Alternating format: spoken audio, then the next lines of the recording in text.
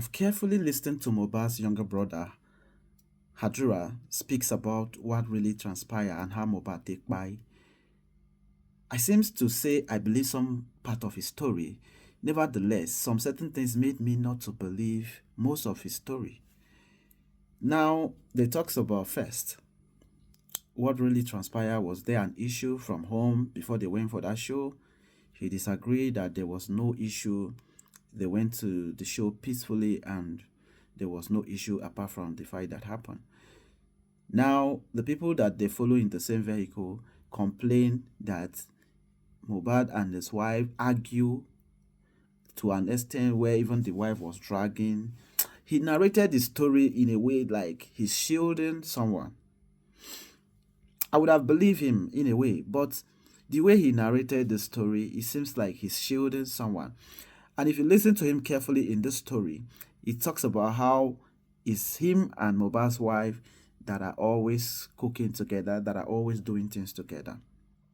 That's fine. It's good. Good brother-in-law. No problem.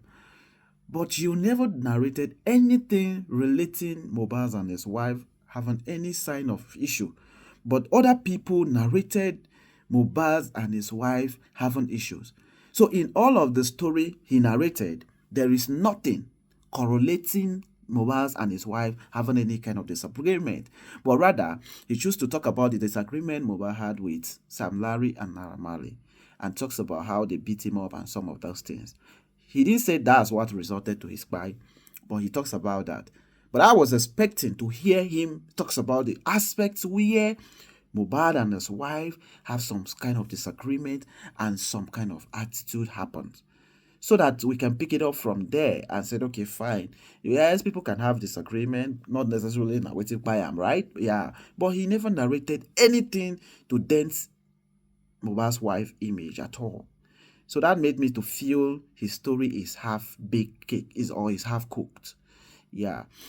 You narrated the right story. You talks about how the woman was contacted, the nurse was contacted, and the nurse said both nurses that were contacted, from the one the wife contacted and the second one, they said they could not make it on Monday. And the nurse came on Tuesday afternoon.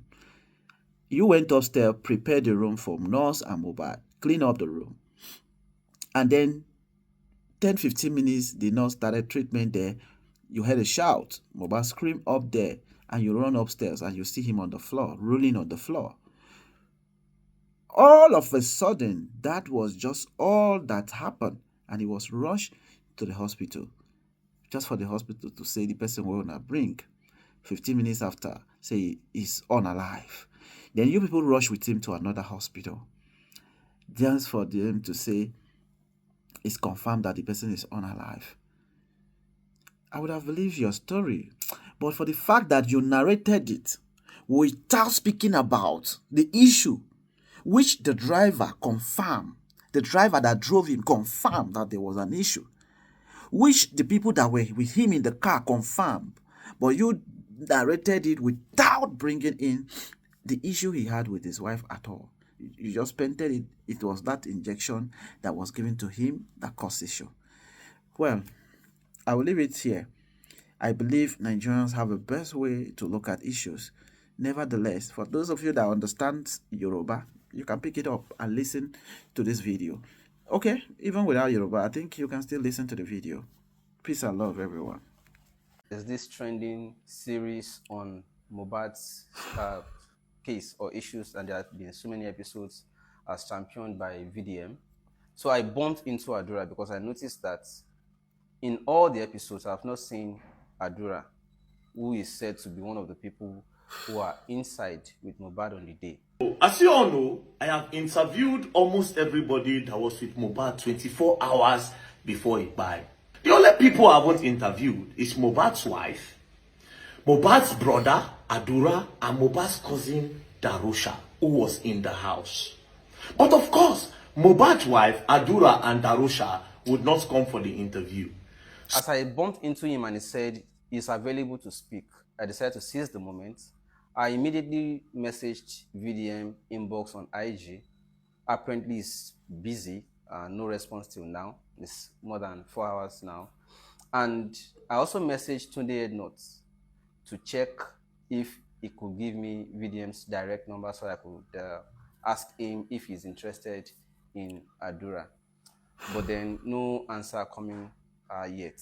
So I understand maybe that time difference for 28 nodes, maybe very occupied for VDM.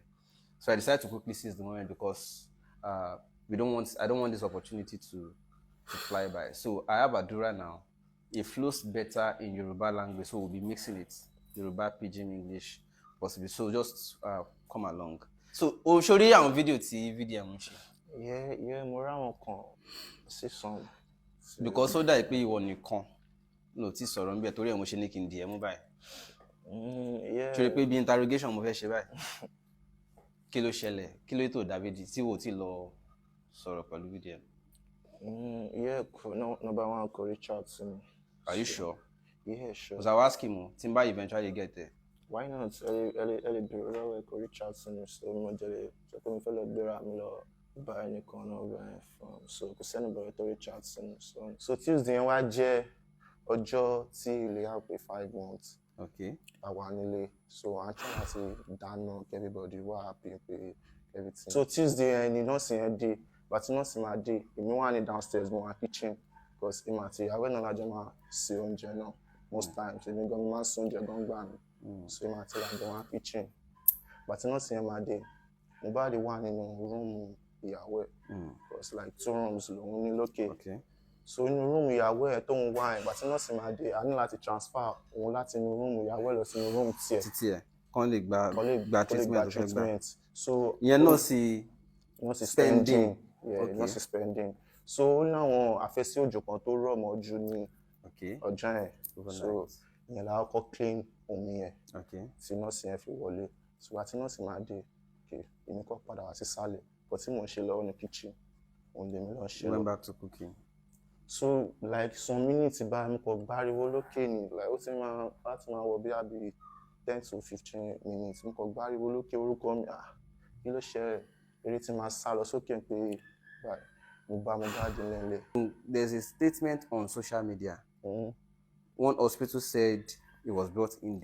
Yeah, that is second hospital. That is the second hospital. There's no statement from the first one. No. Okay. I just want to be second sure. Hospital not to be now. Mo fẹ́ wá sure pé kò ṣe first hospital ló sọ pé brought in. No, second hospital. Second hospital. Okay. Second hospital. The same direction. Russia, Okay. yes. Oya mo ń gbọ́. So òun ló ní pé by telling pé nǹkan báyìí ṣẹlẹ̀ sí dádò náà ní past by pé nǹkan táwọn ṣe lélẹ̀ pé wọ́n gbéyàn sí wọn ní àyà bí ká ṣe orúkọ bẹ́ẹ̀ hàn tí àwọn parents máa fi dé o táwọn dáadé àti wọn máa fi dé bí ká ṣe bẹ́ẹ̀ so ìyan ẹni agbésíláyà for some like minutes to hours ní dáadé dé àti dáadé máa dé because mọ́mí náà ti wá around. Okay, ṣé iyọ̀ tó ń gbé sí láyà ni dáadé orí fàṣẹ àsìkò ẹ̀ tí ẹ̀ ń bá mi. Yes, iyọ̀ tó ń gbé sí láyà yẹn nǹkan tí mo rí sí ẹ̀bá mi yẹn nìyẹn pé iyọ̀ la gbé sí láyà àti dáadé dẹ̀ suggest pé o gbọ́dọ̀ sìn ní alẹ́ so sínkè. Sorry, Christian ni daddy. Yeah, Christian. Mohbad ńkọ́? Christian everybody wa. Okay. So daddy ní pé ká gbọ́dọ̀ sìn lálẹ́ ẹsẹ̀ so àwọn ọ̀rẹ́ àtàwọn tájọ wá ní pé.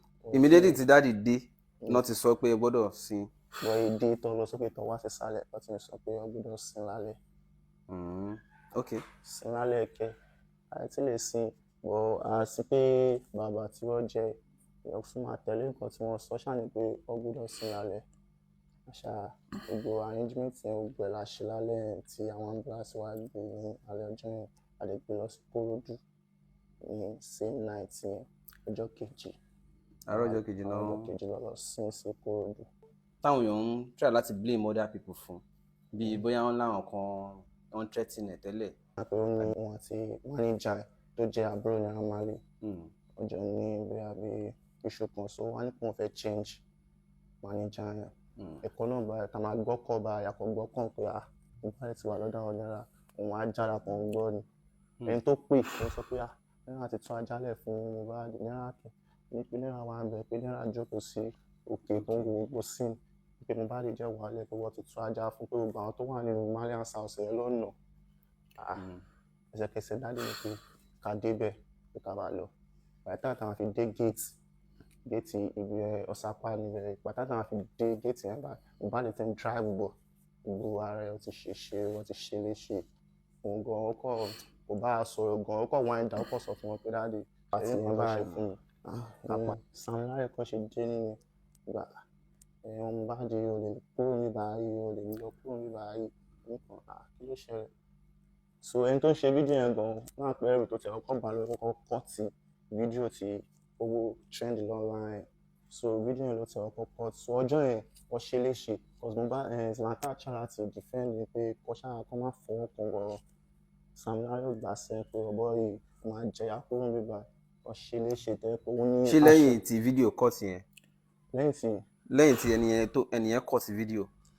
ibi tí fídíò yẹn dé yẹn wọ́n tún ṣì nà lẹ́yìn yẹn. wọ́n tó ṣe léṣe kò sẹ́ni bọ̀ tó lè sun ọkọ̀ àwọn tó fún yẹn di àwọn tó di dágàmù àwọn tó di gbogbo ẹ̀mú kò sẹ́ni tó lè sun mọ́ wọn èsì mi gan wà sọ pé ẹni tẹ́ pé normal ló máa pé o ò lè bẹ́ẹ̀ gbọ́n mi jà lójú mi máa bẹ́ẹ̀ fà wàhálà pàṣẹ nǹkan tó jíun tó ń gbọ́n ní sun mọ́ wọn. Still on Sam Larry another scene kan wà tí Sam Larry mention nípa club. so lára àwọn tí mo bá lè wá kó lọ ló wá rò pé wáyé tí o máa fi tìrìnà pé lára àwọn díje ló wá lọ fọ́gùn díje tó jẹ́ díje mo bá lọ wá lọ fọ́gùn pé kí ló ṣẹlẹ̀ nígbà àwọn bá ń sàn yẹn wọ́n ti lé àwọn Mohbad padà sí nílé pé you be artist now wetin dey do for outside so àwọn yàrá ẹni tó ó dẹ̀ lọ fọ́gùn ó ti jìnnà sí Mohbad kò tẹ̀lé wọn wọnú kínní àwọn yẹn wá rí i pé ìwọ lọ fọ́gùn bọ́ẹ̀ ilé yẹn ìpànì ẹgbẹ́ ọ ṣáà ṣe léṣe ìyẹn náà sọ gbogbo nǹkan tó ṣẹlẹ̀ ó ní kó yọ̀bọ̀n sóhun pé Sam Larry yọ̀bọ̀n sóhun ó sọ everything tó wá gbé lọ ó sọ gbẹ fún pé Sam Larry yọ̀bọ̀n sóhun pé ìwọ lọ fọ́gò ó ṣáà ní pọpọlọpọ àwọn bá ń sà